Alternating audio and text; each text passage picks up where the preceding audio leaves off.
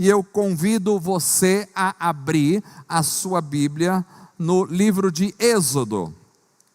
Êxodo é o segundo livro da Bíblia.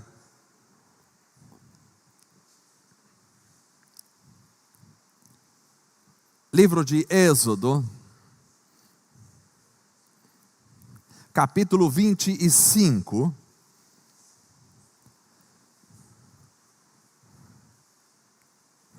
A palavra de Deus é maravilhosa. Sempre que falamos da palavra de Deus, nos emociona, nos traz conforto ao coração, nos traz correção na vida, nos traz bênção do Senhor.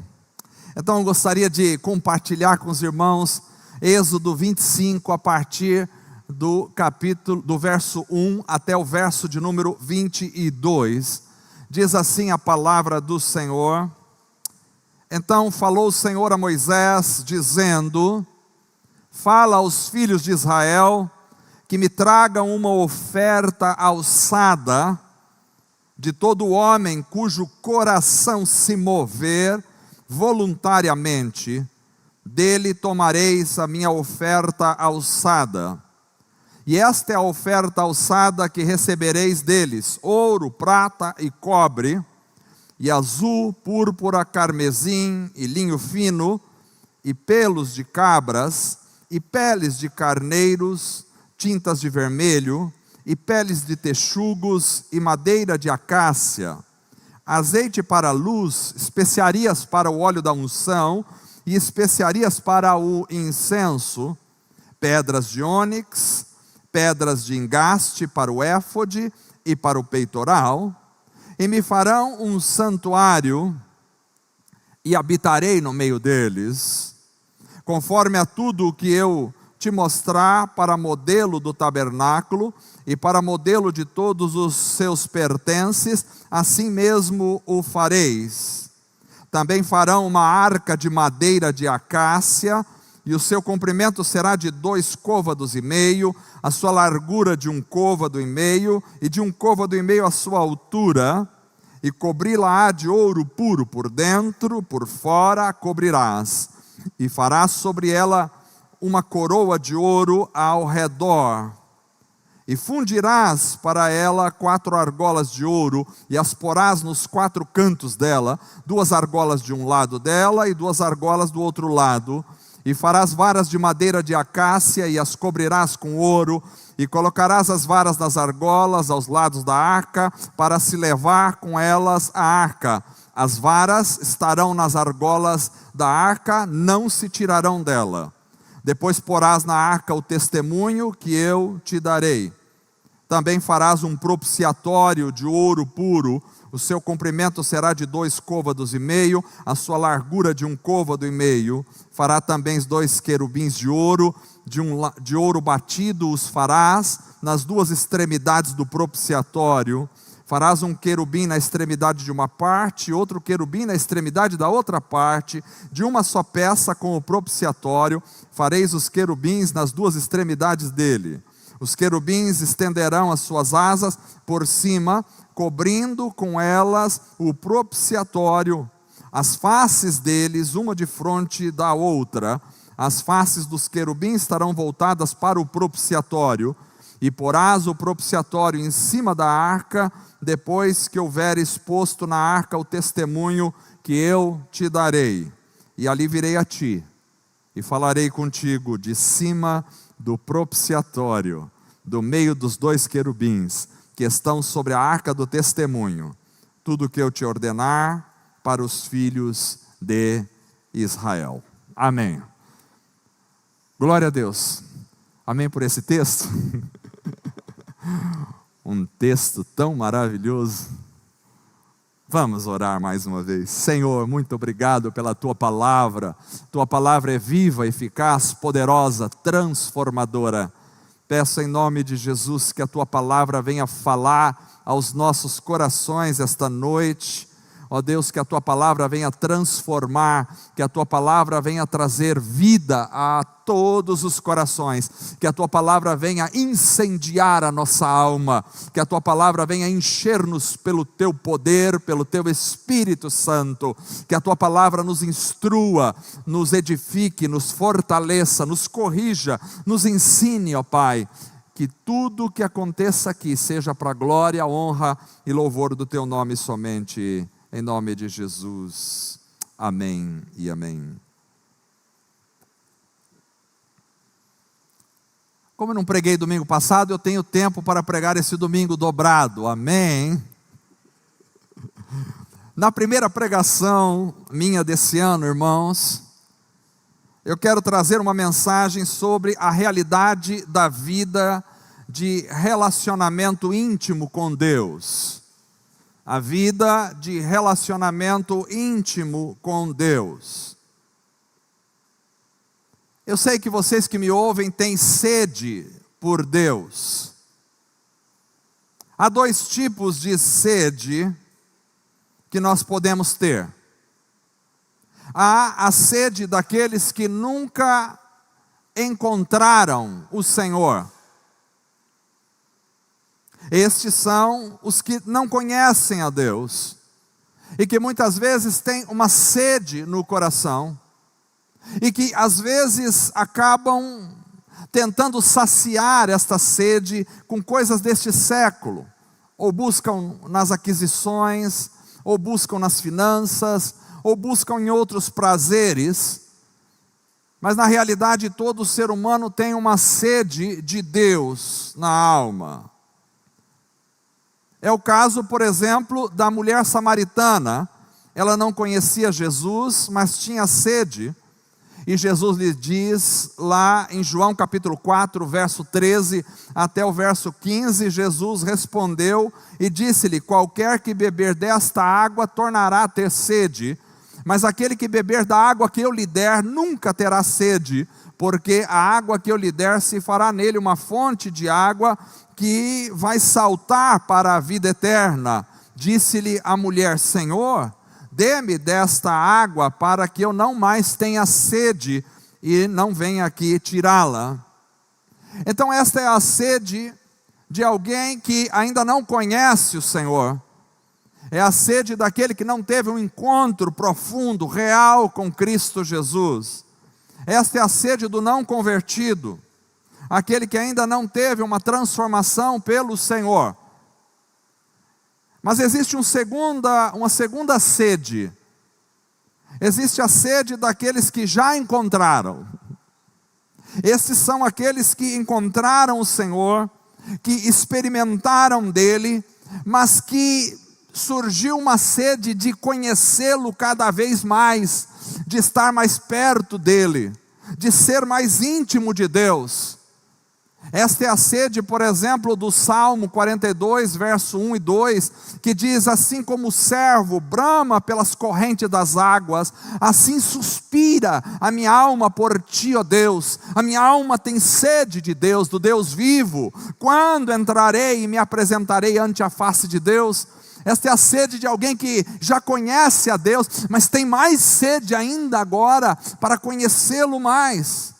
Ou talvez do Salmo 27, verso 4, que diz: uma coisa pedi ao Senhor e a buscarei, que possa morar na casa do Senhor todos os dias da minha vida, para contemplar a formosura do Senhor e inquirir no seu templo.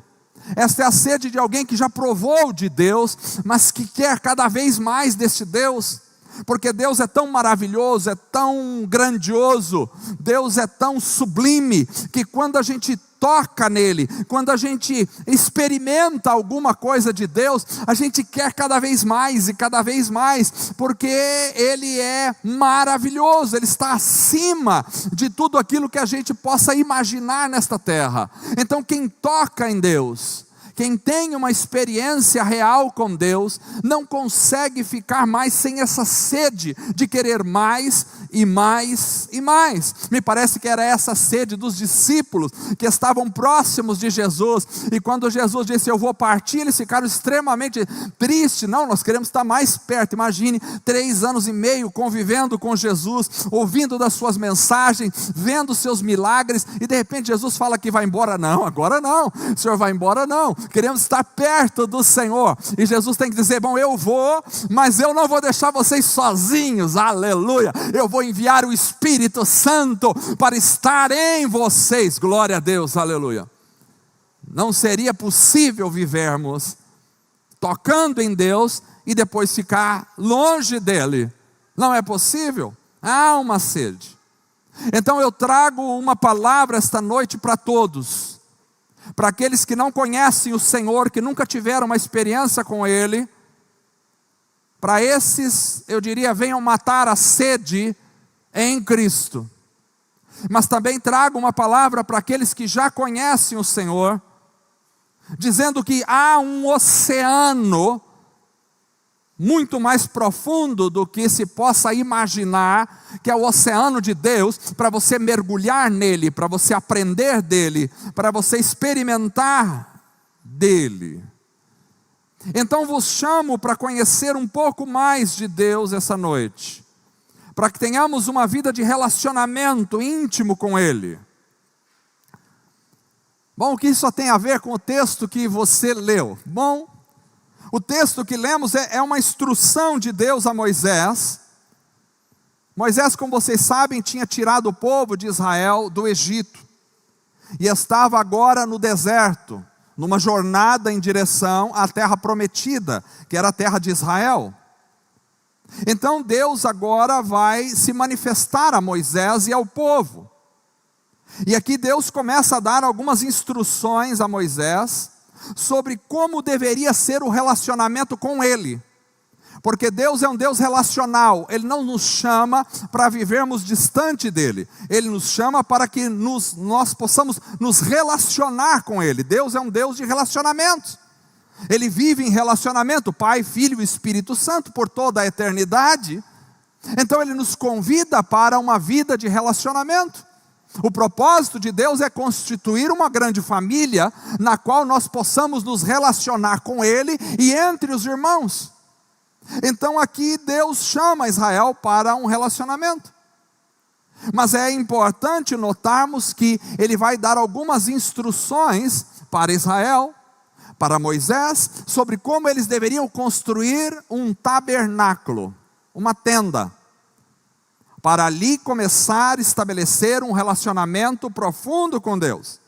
E é importante notarmos isto, porque aqui nós temos os fundamentos. O Antigo Testamento lança os fundamentos daquilo que vai servir de base para a construção da vida com Deus no Novo Testamento. Por isso nós não descartamos o Antigo Testamento, não descartamos nenhum livro da Bíblia. Eles são a base, lançam o fundamento. Aliás, o apóstolo Paulo fundamentou toda a sua teologia no Antigo Testamento.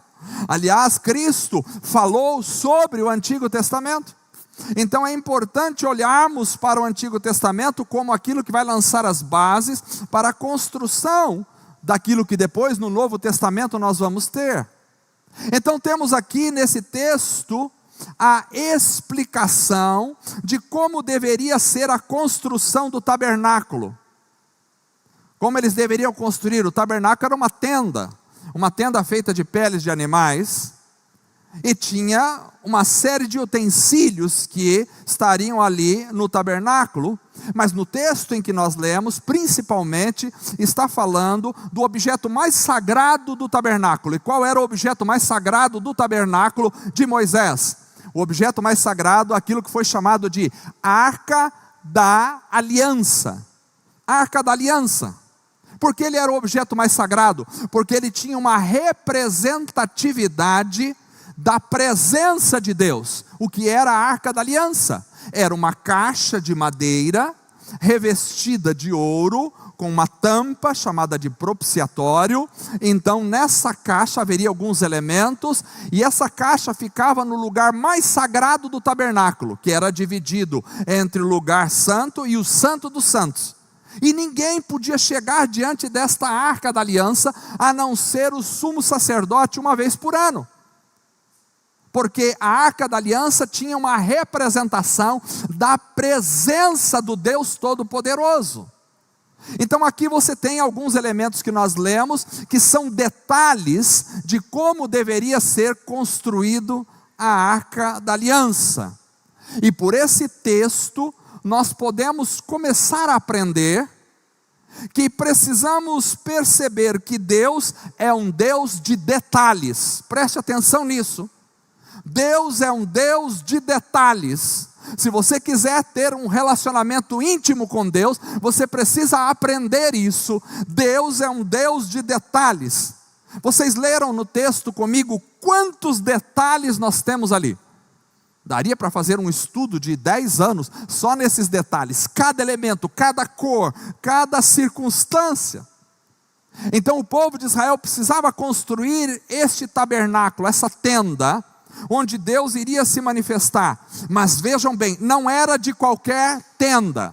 Não era qualquer, compra uma tenda ali no supermercado, ou pega ali, coloque 4 madeiras e estique. Não, não era dessa forma.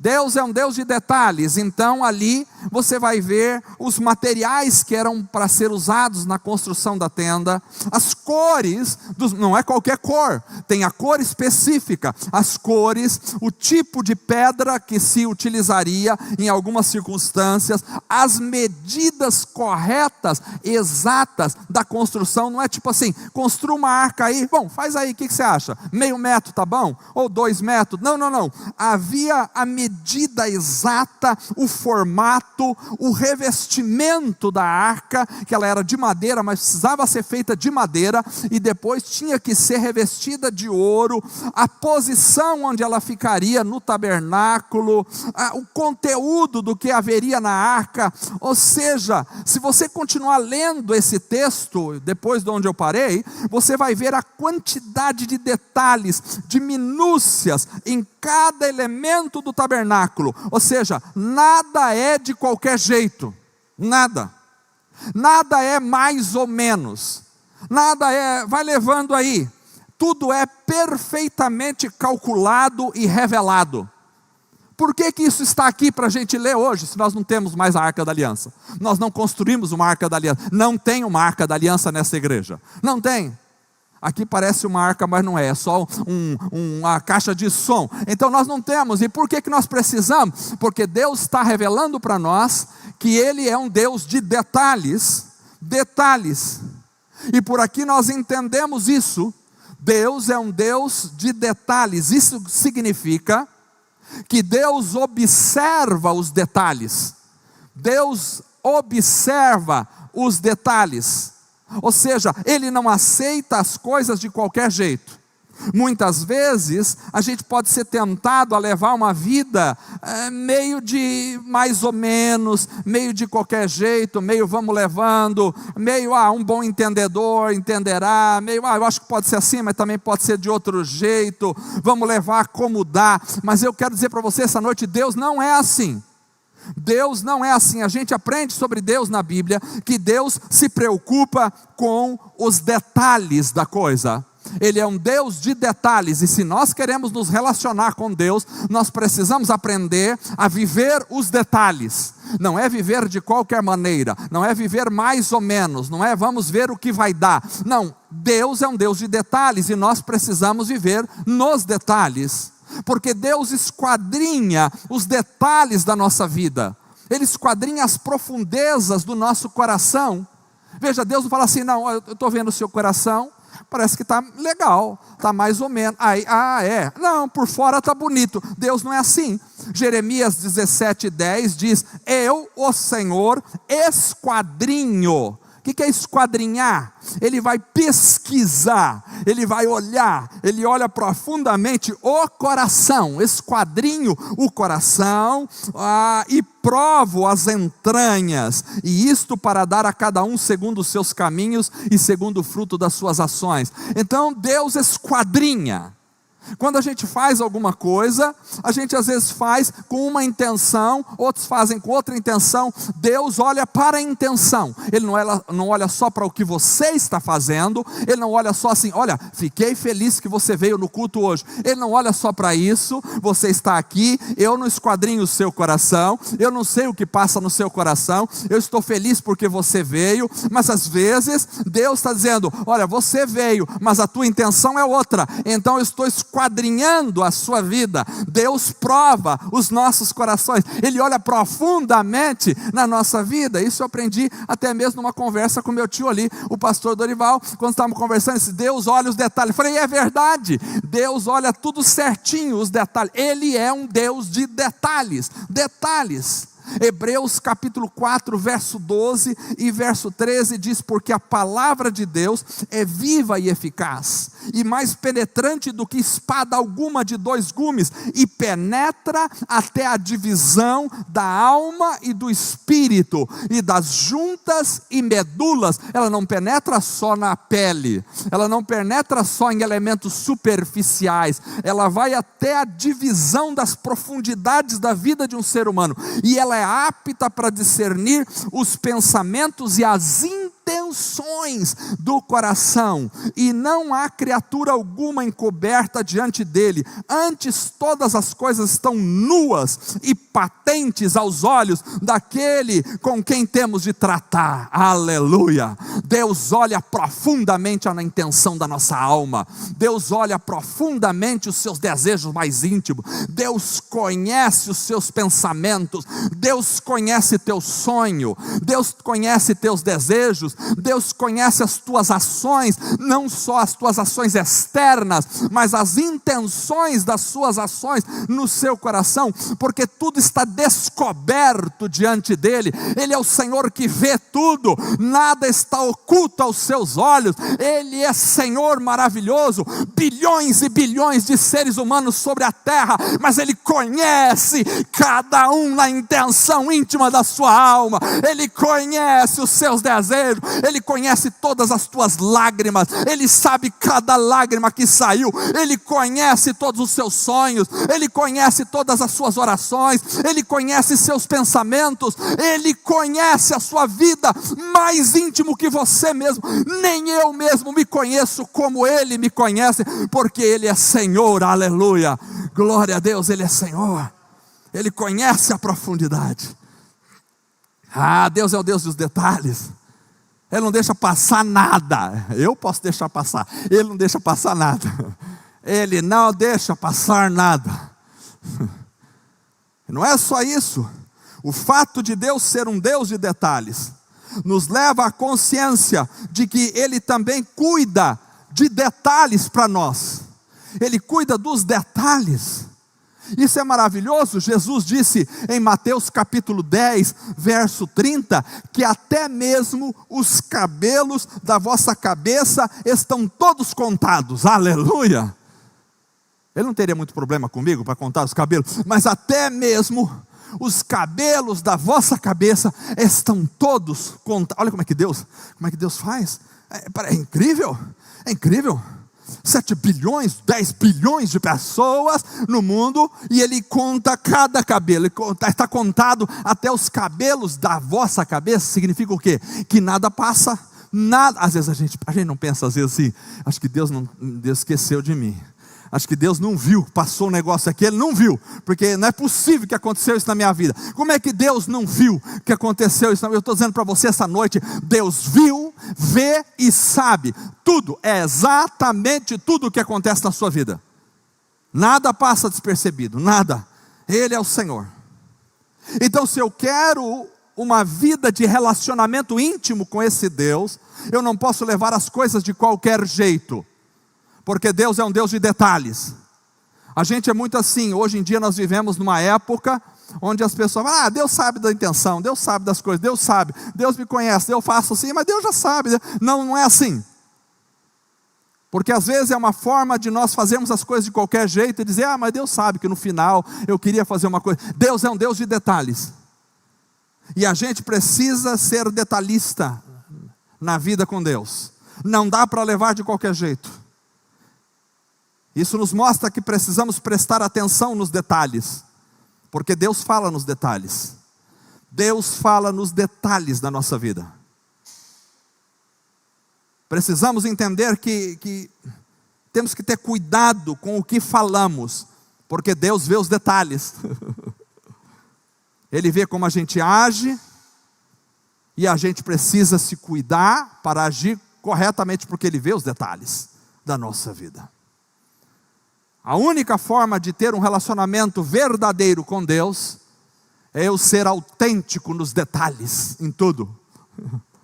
Não dá para colocar uma túnica em cima de mim e passar despercebido da divindade. Segundo, tem só 40 pontos. Não. Segundo, para ter um relacionamento íntimo com Deus, preste atenção, eu tenho que ter um coração movido para as coisas de Deus. Isso é muito importante. Um coração movido. Eu tinha feito essa mensagem, e quando fui revisar a mensagem, e veio no meu coração ler o texto novamente, porque às vezes eu não leio o texto, não, já fiz toda a mensagem, eu falei, vou ler o texto novamente, leio o texto novamente, comecei a ler o texto novamente, graças a Deus que eu digito o computador, então dá para abrir o espaço. Segundo versículo, veio a palavra, você não falou isso, e é esse o ponto. O verso 2 que lemos diz, fala aos filhos de Israel, que me tragam uma oferta alçada, de todo o homem cujo coração se mover voluntariamente. Dele tomareis a minha oferta alçada. Presta atenção. Deus diz, eu quero uma oferta alçada. Nós vamos fazer o quê? Deus vai construir o tabernáculo. Deus iria habitar no meio do seu povo. E como é que Deus ia habitar no meio do povo de Israel? No tabernáculo. Então era no Santo dos Santos, que era a representação da presença maior de Deus. Então Deus ia habitar ali, em meio ao seu povo. E Ele diz, eu vou construir então um tabernáculo. Agora tem uma coisa, com o que eu vou construir o tabernáculo? Eu vou construir com as ofertas que vocês derem. Mas eu não quero qualquer oferta. Não é para pegar qualquer oferta. É para pegar a oferta de todo homem cujo coração se mover voluntariamente. Dele tomareis a minha oferta alçada. Então o tabernáculo seria construído a partir da dádiva de cada um, do material doado. Mas como? De todo homem cujo coração se movesse voluntariamente. E isso é uma chave para nós. Porque se queremos ter uma vida com Deus, ou seja, se queremos que Deus habite em nós, e é isso que Deus provavelmente estava falando para Israel, se queremos que Deus habite em nosso meio, então a construção da habitação de Deus em nosso meio passa por um coração que se move em direção a Deus, voluntariamente. Um coração que está apontado para as coisas de Deus. Preste atenção, não é um coração obrigado, não é um coração forçado, não é um coração amargurado, não é um coração penalizado, não é um coração desgostoso, não é um coração dividido, não é um coração mendigado, não é um coração interesseiro, mas é um coração movido voluntariamente. Aqui está dizendo que Ele só habitará se houverem corações movidos voluntariamente para Ele. Então, para Deus atuar na minha vida, o meu coração precisa estar movido voluntariamente de desejo profundo por esse Deus. Porque Moisés só poderia construir a habitação de Deus no meio do povo de Israel se houvesse homens com o coração movido voluntariamente em direção às coisas de Deus. Porque às vezes as pessoas até estão nas igrejas, mas o coração delas não está movido voluntariamente em direção a Deus e ao seu reino.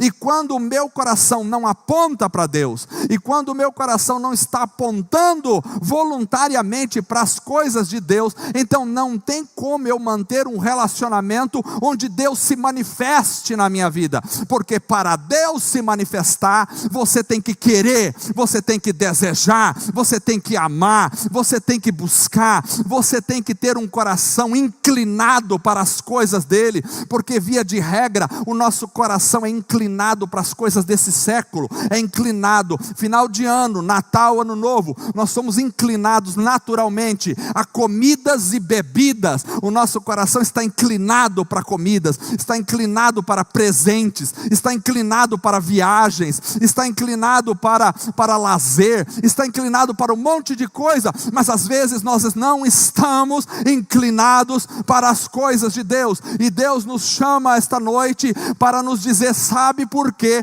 Você muitas vezes tem buscado, mas não tem me encontrado, porque de alguma forma o teu coração não está inclinado verdadeiramente para mim, porque quando você tiver um coração voluntário para estar na presença de Deus, então Deus se manifestará na sua vida, e não desprezará um coração contrito e quebrantado. O coração do homem. Oswald Chambers dizia: o coração de um homem determina como ele interpreta a palavra de Deus. Se o teu coração está voluntariamente inclinado para as coisas de Deus, então você vai interpretar a palavra de Deus corretamente. Mas se o teu coração não estiver inclinado para as coisas de Deus, você pode decorar a Bíblia, que você não interpretará ela corretamente na sua vida. Coração inclinado. Eu vi homens semi-analfabetos darem aula para doutores, porque tinham um coração inclinado para as coisas de Deus. Eu vou habitar no meio de vós, diz o Senhor para Moisés, mas o vosso coração tem que estar inclinado para mim. Este é o material que constrói a habitação de Deus, um coração inclinado. Mas para termos uma vida íntima com Deus, precisamos também saber que Deus é santo. O verso 8 que lemos diz: e me farão um santuário. Santuário é lugar de santo. E me farão um santuário, e habitarei no meio deles. Vejam vocês, me farão um santuário. O que é um santuário? Um santuário é um lugar consagrado. Mas o santuário também é um lugar separado. Santuário não é qualquer lugar. Santuário é um lugar separado. E por que tinha que ter um lugar separado? Porque senão o povo morreria pela presença de Deus. Um Deus santo perto de um povo pecador. Então precisava ter um lugar separado, porque Deus é um Deus santo. Os serafins proclamam em Isaías capítulo 6, verso 3: santo, santo, santo é o Senhor dos exércitos, toda a terra está cheia da sua glória. Então Deus é um Deus santo, e se Deus é santo, não há como ele viver com o povo que não é santificado. Por isso ele habitaria no meio do povo de Israel, mas ao mesmo tempo que habitaria no meio do povo de Israel, habitaria separado do povo de Israel, porque o tabernáculo era um elemento separado do povo, e o povo não podia entrar no tabernáculo, no Santo dos Santos. Então, embora Deus habitasse no meio do povo, pela santidade dele, e porque o povo ainda não tinha sido santificado na sua realidade existencial mais profunda, então Deus não podia habitar com eles se não houvesse uma separação. Ele habitava entre eles, mas separado deles lá no Santo do Santo, senão o povo seria consumido. Porém, um dia na cruz, Jesus, morrendo na cruz, derramou o seu sangue para nos santificar e nos purificar. Por isso o véu do templo, que separava o povo de Deus, onde Deus não podia habitar com o povo, o véu do templo foi rasgado de alto a baixo, porque começou no céu e desceu até o ser humano, foi rasgado de alto a baixo, para que Deus possa habitar agora em meio ao seu povo, no coração do seu povo, na vida da igreja. Então Deus habita aqui, aleluia, onde estamos reunidos, glória a Deus, Ele habita entre nós. Mas preste atenção, para viver na intimidade com Deus, Ele é santo, então precisamos da santidade. E a santidade tem dois aspectos. A santidade tem o seu aspecto instantâneo, que é quando somos declarados santos por Jesus, em Jesus, na cruz do Calvário. Mas a santidade também tem outra face, que é a face progressiva, em que nós somos exortados a segui-la, como por exemplo em Hebreus capítulo 12, verso 14, segui a paz com todos e a santificação, sem a qual ninguém verá o Senhor. Então, se queremos uma vida de relacionamento íntimo com Deus, nós precisamos nos apegar à santidade expressa na cruz de Cristo Jesus, e nós precisamos, a partir desta santidade de Cristo Jesus na cruz, que nós recebemos a santificação, também iniciar um processo de seguir a cada dia a santidade. E como que é seguir a cada dia a santidade? Deus vai falando ao seu coração, você vai lendo a palavra, e Deus vai mostrando, eita, isso aqui está errado na sua vida. E se você está num processo de santificação, você vai abandonando aquilo que está errado. É uma forma irritadiça de ser, é um nervosismo fora de controle que às vezes vem, é umas palavras de xingamento que Deus não aceita, é uma maledicência em relação a alguém, é uma falta de amor para com o próximo. Deus vai mostrando aonde é que estão as coisas na nossa vida que precisam ser eliminadas. E quem está num processo de santificação tem o desejo, fala Senhor, fala ao meu coração. Tem gente que gosta de palavra dura, eu também gosto de palavra dura, porque a palavra dura mostra onde estão os nossos erros, e aí nós precisamos ouvir e dizer, Senhor, eu quero ser corrigido, eu quero ser ensinado, eu sou ensinável. Esta noite eu pergunto aos irmãos, vocês são ensináveis? Vocês querem ser corrigidos? Porque a palavra de Deus está aqui para nos corrigir. Buscai a santificação, sem a qual ninguém verá o Senhor, aleluia. Então a santidade é algo para cada um de nós. Todo dia nós temos que melhorar em alguma coisa. É o marido com a mulher, é o jeito de tratar a mulher, é a mulher com o marido, é o jeito de tratar o marido, é os pais com os filhos, o jeito de tratar os filhos, é os filhos com os pais, é os trabalhadores com os empregados com seus patrões, é o vizinho com o vizinho, é o motorista com o outro motorista, é as pessoas na rua com as pessoas na rua, é as coisas que Deus vai trazendo e vai dizendo, olha, você errou aqui, você errou ali. O Espírito Santo vai trabalhando, e se você tiver ouvidos para ouvir o Espírito Santo falar, aleluia, você vai se corrigindo pela graça e o poder de Deus. Isso é santidade, vida de santificação. Quantas vezes você fala alguma coisa pesada, e aí você vai dormir, e Deus fala assim, na hora que você vai fechar o olho, Deus fala assim, você errou. E você errou com a pessoa que está do teu lado. E aí você fala assim, amanhã eu peço perdão. Não fala não. Acorda a pessoa na hora, quero te acordar. O que foi? Ela já está brava com você, porque você foi chato. Mas acorda ela. E aí diz, eu quero te pedir perdão. Não se ponha o sol sobre a vossa ira. Eu quero te pedir perdão. E você que ouviu um pedido de perdão, não diga assim, mas você é assim, blá, blá, blá. Não quero saber, não diga nada. Se alguém te pediu perdão, faça como Deus, perdoe imediatamente, aleluia. Isso é vida de santidade, vida de alguém que está buscando a santificação.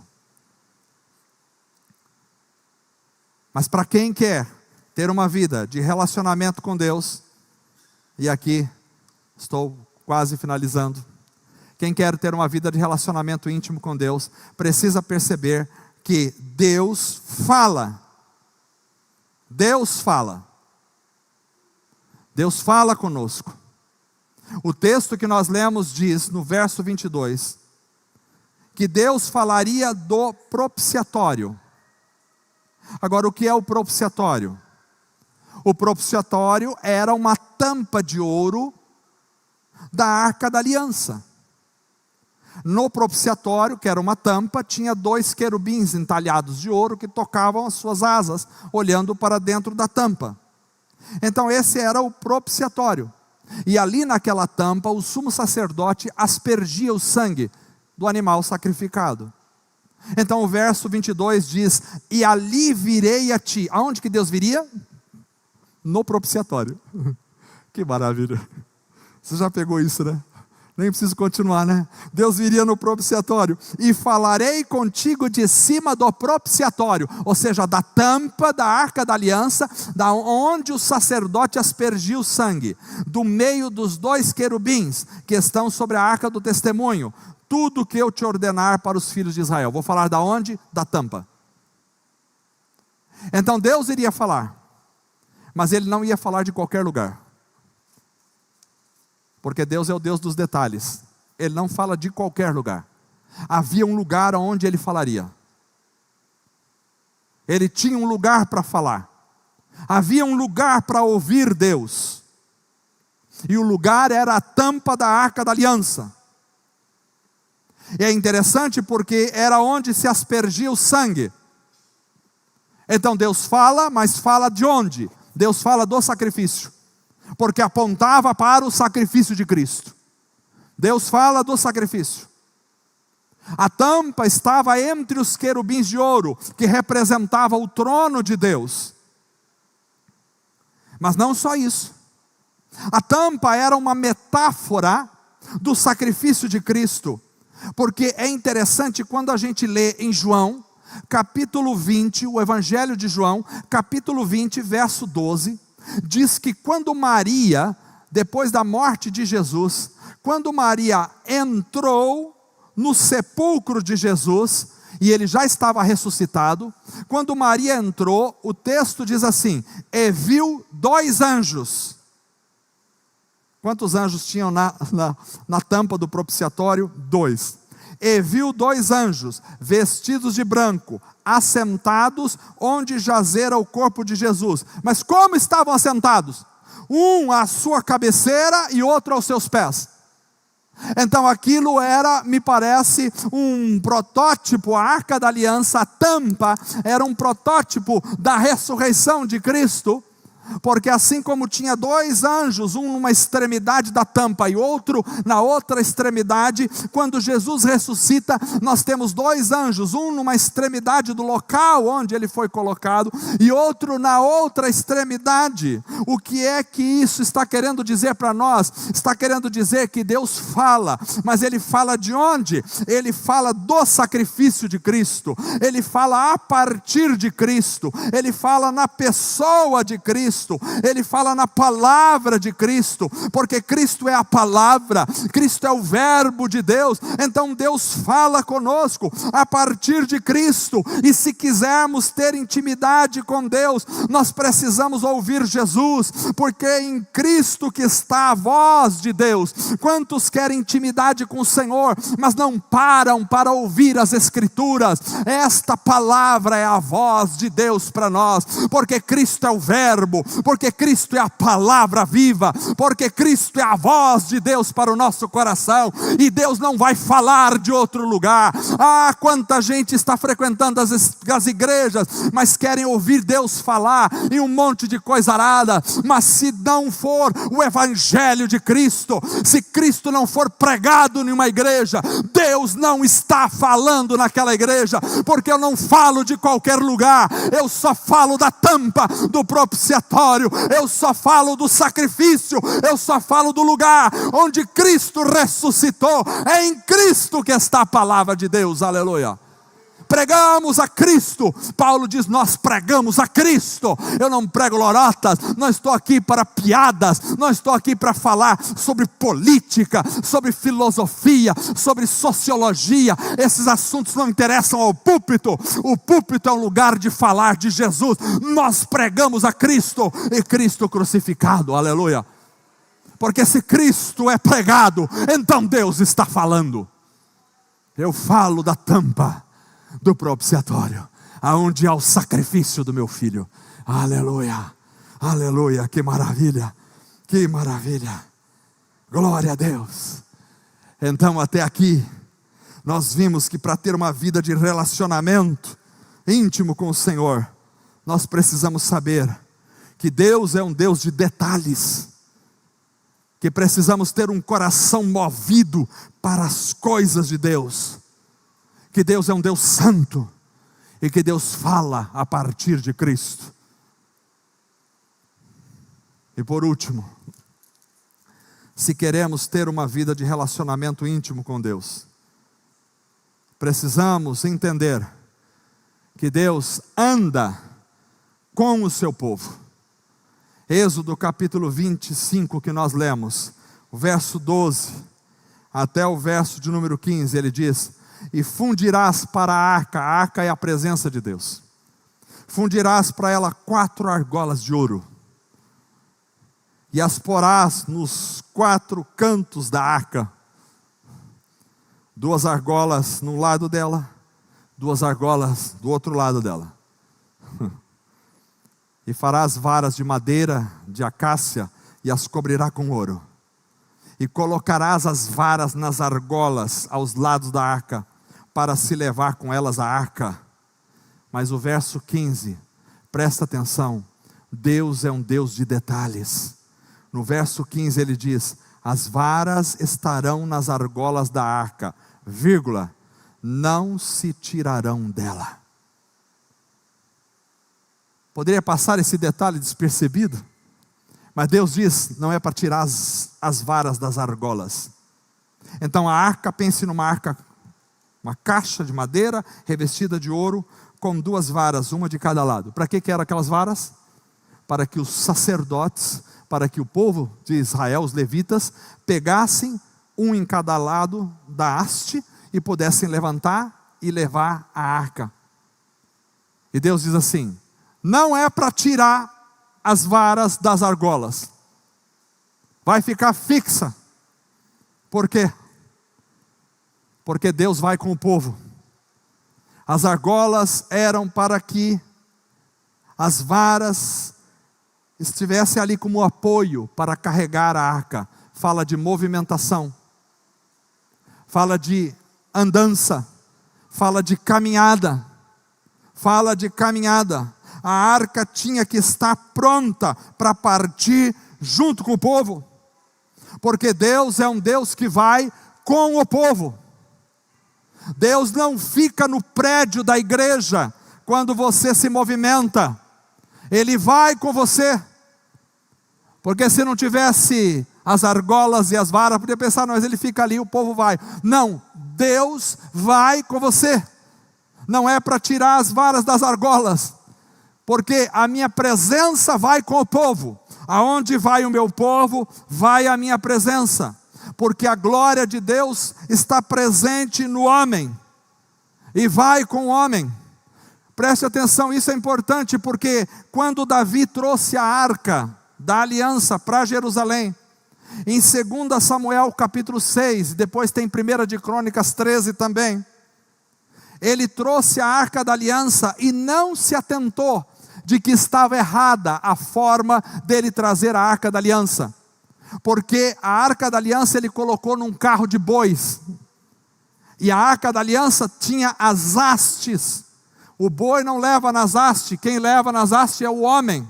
No ombro dos homens vai a arca da aliança, mas ele colocou num carro de boi, e esse carro de boi começou a andar, e Davi estava tão empolgado, porque a arca da aliança estava voltando para Israel, a glória de Deus, e aquela coisa maravilhosa, e Davi começou a dançar, e estava havendo uma festa. E às vezes pode haver uma festa, mas se tiver errado, a festa não tem bom resultado, porque Deus é um Deus de detalhes. Deus olha os detalhes, Deus não aceita de qualquer jeito. E de repente o boi inclinou.